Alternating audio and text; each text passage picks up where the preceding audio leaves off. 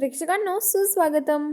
आजच्या भागामध्ये आता इकडं सत्या आणि मंजू गाडीत चाललेले असतात आणि त्या गाडीचा आर्यननी ब्रेक फेल केलेला असतो. नक्की काय ट्विस्ट आहे, नक्की काय घडलं नाही हे बघायला व्हिडिओ शेवटपर्यंत बघत राहा. तर इकडे आता जो सत्य आहे त्याला आर्यनच्या वडिलांशी बोलायचं असतं. तो म्हणतो की माझ्याजवळ फोन लावून दे, कारण की सत्याला त्याच्यावर डाऊट आलेला असतो. तर आता आर्यन म्हणतो की कशाला पाहिजे फोन तुम्हाला लावून. तर तो म्हणतो की मग लग्न ठरवायचं आहे, मग त्यांच्याशी बोलायला नको का?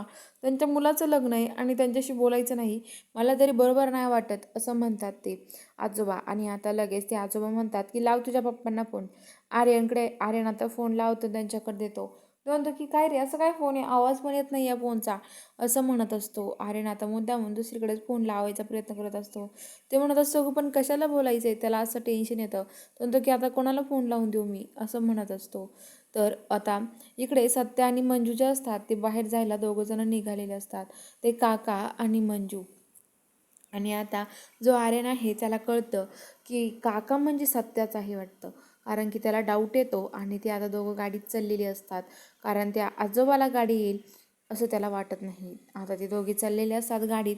तेवढ्यात आता सत्या मंजूला म्हणतो, वाघमारे काय करायचं आता, गाडीचं ब्रेक फेल झालं आहे वाटतं, कारण आर्यनने गाडीचं ब्रेक फेल करून ठेवलेलं असतं, ब्रेक खोलून टाकलेलं असतं.